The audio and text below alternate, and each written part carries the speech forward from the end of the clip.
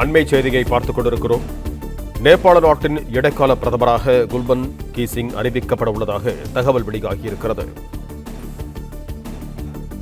இது தொடர்பான கூடுதல் விவரங்களோடு இணைகிறார் எமது செய்தியாளர் ராஜகுமரன். வணக்கம் ராஜகுமரன், உங்களிடம் இருக்கும் தகவல்களை பகிர்ந்து கொள்ளுங்கள்.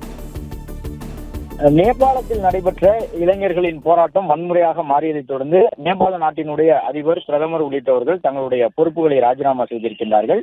மேலும் அந்த நாட்டினுடைய உள்துறை அமைச்சர் உள்ளிட்டவர்கள் இளைஞர்களுடைய போராட்டத்தின் காரணமாக தங்களுடைய பொறுப்புகளை துறந்திருக்கக்கூடிய சூழ்நிலையில்தான் ராணுவம் முழுவதுமாக நேபாள நாட்டினுடைய, குறிப்பாக தலைநகரமான காட்மாண்டுவினுடைய பாதுகாப்பு பொறுப்பை ஏற்றுக்கொண்டிருக்கின்றது. ராணுவ வீரர்களை நேரடியாக அங்கு பாதுகாப்பு பணியிலே ஈடுபட்டு காட்மாண்டு நகரத்தை தங்களுடைய கட்டுக்குள் வைத்திருக்கின்றார்கள்.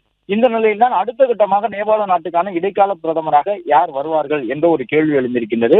ஏறக்குறைய 30க்கும் மேற்பட்ட இளைஞர்கள் இந்த துப்பாக்கி சூடு சம்பவங்களால் உயிரிழந்திருக்கக்கூடிய சூழ்நிலையில் தான் இளைஞர்களுடைய அந்த போராட்ட உணர்வை தணிக்கக்கூடிய வகையிலே அந்த இடைக்கால பிரதமருடைய பதவியேற்பு இருக்க வேண்டும் என்கின்ற ஒரு எதிர்பார்ப்பு இருந்து வருகின்றது. இந்த நிலையில் தான் நேபாளத்தினுடைய இடைக்கால பிரதமராக குல்மன் கீசிங் என்பவர் நியமிக்கப்படுவதற்கான வாய்ப்பு இருப்பதாக தகவல் வெளியாகி இருக்கின்றது.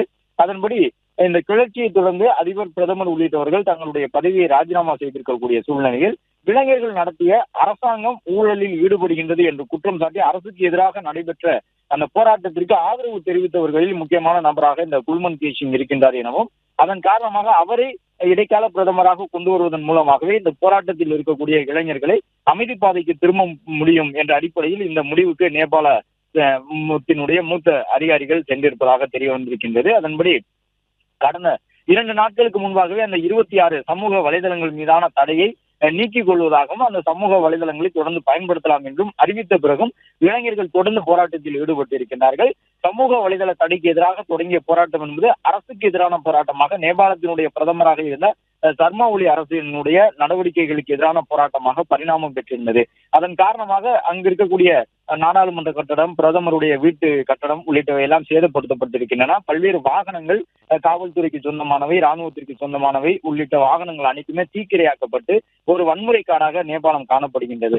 எனவே இந்த போராட்டம் வன்முறையாக தொடர்ந்து கொண்டிருப்பதை தற்காலிகமாக நிறுத்தி வைக்கக்கூடிய விதமாக இளைஞர்களுடைய ஆதரவு பெற்ற ஒருவருக்கு தான் அந்த இடைக்கால பிரதமர் வாய்ப்பை வழங்க வேண்டும் என்ற அடிப்படையிலே இந்த குல்மன் கீசிங் என்பவருக்கான வாய்ப்பு இருப்பதாக தெரிய வந்திருக்கின்றது. அதன்படி நேபாளத்தினுடைய இடைக்கால பிரதமராக குல்மன் கீசிங் நியமனம் செய்யப்படுவார் என்ற ஒரு எதிர்பார்ப்பு எழுந்திருக்கின்றது.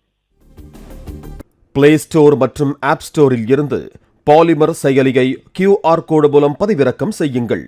செய்திகளை உடனுக்குடன் பெறுங்கள்.